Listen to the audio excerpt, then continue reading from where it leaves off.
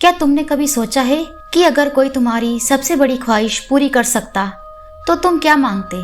दौलत, शोहरत, अमरता? लेकिन अगर मैं कहूँ कि इस दुनिया में कुछ ऐसी शक्तियाँ भी हैं जो तुम्हें ये सब दे सकती हैं, पर बदले में कीमत बहुत ज्यादा होगी। रियाज ने भी यही गलती की थी। उसने एक जिन से सौदा किया और वो सौदा अब भी जारी है। इस कहानी को सुनने से पहले एक बात याद रखना, अगर कभी कोई अजनबी तुमसे तुम्हारी सबसे बड़ी ख्वाहिश पूछे तो उसका जवाब मत देना।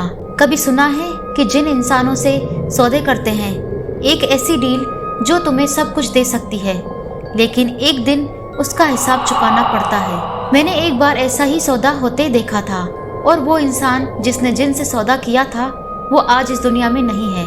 उसका शरीर तो है, लेकिन उसकी आत्मा अब उसकी नहीं रही।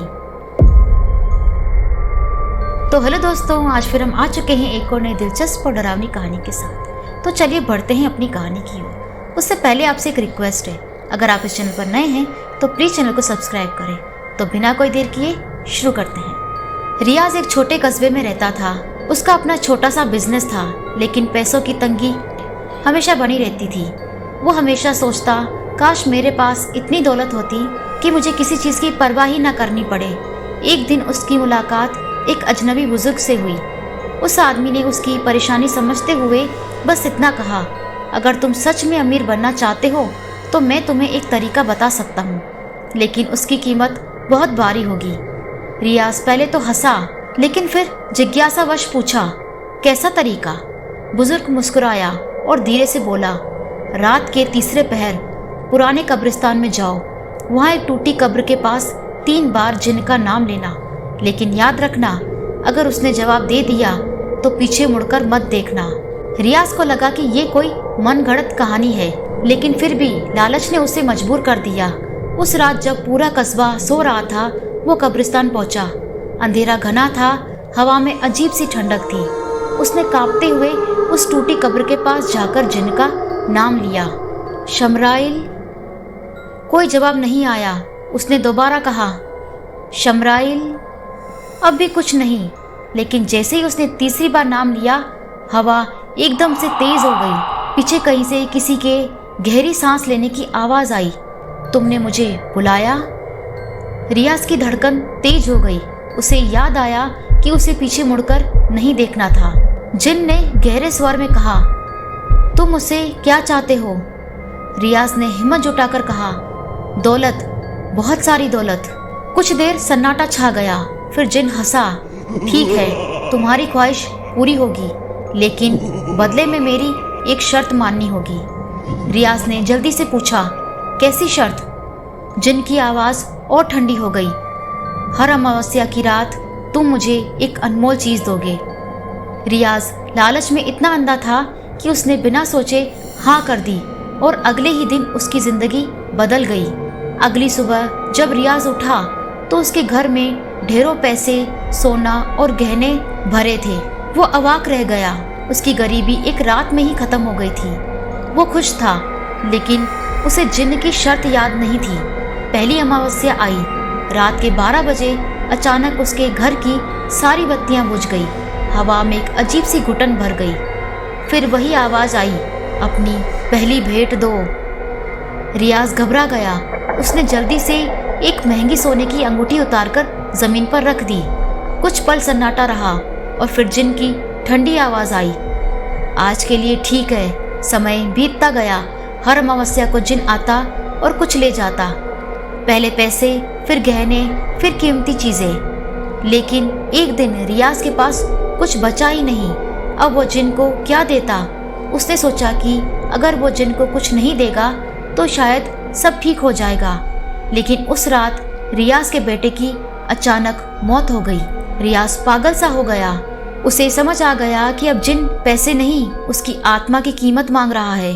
अगली अमावस्या की रात जिन फिर आया, लेकिन इस बार उसकी आवाज और भी खौफनाक थी, अब तुम्हारी सबसे अनमोल चीज दो। रियाज चीख पड़ा, मैं कुछ नहीं दूंगा। लेकिन तभी उसके पैरों के नीचे की जमीन दरक हो गई। वो अंधेरे में समा गया। कस्बे के लोगों ने बताया कि रियाज और उसका घर एक ही रात में गायब हो गए। कोई नहीं जानता कि वो कहाँ गया। रियाज का अंत हो चुका था, या शायद नहीं। अगली सुबह कस्बे में अजीब हलचल थी। कुछ चरवाहों ने दावा किया कि उन्होंने रियाज को जंगल में भटकते देखा, लेकिन उसकी चाल किसी इंसान की जैसी नहीं थी।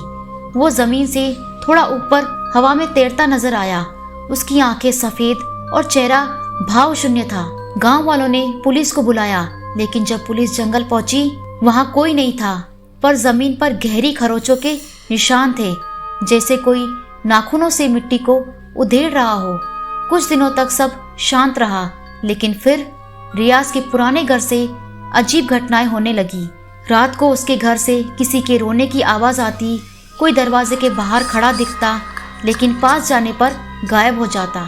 गांव के लोग अपने दरवाजे पर खून से लिखे अजीबोगरीब निशान देखते। फिर पहली मौत हुई रियाज का पड़ोसी शमशेर, जो अक्सर रियाज की अमीरी पर जलता था। रात में चिल्लाते हुए अपने घर से भागा। लोगों ने देखा कि उसकी आंखों से खून बह रहा था और वो कुछ बुदबुदा रहा था। उससे सौदा मत करना, जिन सौदा मत करना। फिर वो गिर पड़ा और मर गया। गांव के बुजुर्गों को अब समझ आ गया था कि रियाज वापस आ गया है, लेकिन वो अब इंसान नहीं, जिन का गुलाम था। कुछ लोगों ने हिम्मत करके पुराने कब्रिस्तान में जाने का फैसला किया। वहाँ एक नया मकबरा बना हुआ था, जिस पर कोई नाम नहीं लिखा था, बस एक अजीब सी इबारत उकेरी हुई थी, सौदे को कभी मत भूलना, वरना तुम भी एक हिस्सा बन जाओगे। जैसे ही लोगों ने उस कब्र को छूने की कोशिश की, हवा में एक भयंकर चीख गूंज उठी। सभी लोग डरकर पीछे हट गए और तभी कब्र से किसी ने अंदर से खटखटाया। कब्रिस्तान से लौटने के बाद गांव में और भी मौतें होने लगी। हर अमावस्या की रात कोई न कोई गायब हो जाता। लोग कहते हैं कि रियाज अब गांव में जिन के लिए शिकार तलाशता था, और अगर कोई भी लालच में आकर उससे सौदा करता तो वो भी उसी अंधेरे में समा जाता। गांव के कुछ लोगों ने कस्बा छोड़ दिया, लेकिन जो रुके वो आज भी हर अमावस्या की रात अपने घरों में दरवाजे बंद करके बैठते हैं। और अगर गलती से कोई रात के तीसरे पहर बाहर निकले तो उसे हवा में फुसफुसाहट सुनाई देती है, तुम क्या चाहते हो? लेकिन याद रखना, जिन के सौदे की कीमत बहुत भारी होती है। आज भी अगर अमावस्या की रात तुम पुराने कब्रिस्तान के पास से गुजरो तो हवा में एक धीमी फुसफुसाहट सुनाई दे सकती है, तुम क्या चाहते हो? लेकिन अगर गलती से भी तुमने जवाब दे दिया तो शायद अगली अमावस्या तक तुम भी इस दुनिया में न रहो, क्योंकि जिन के सौदे में एक बार शामिल होने के बाद वापस लौटने का कोई रास्ता नहीं होता। तो फ्रेंड्स, ये थी आज की स्टोरी। आपको आज की वीडियो कैसी लगी कमेंट कर ज़रूर बताएं। अगर आपको वीडियो अच्छी लगी हो तो प्लीज़ वीडियो को लाइक करें, कमेंट करें और शेयर करें। और हाँ, सब्सक्राइब करना ना भूलें।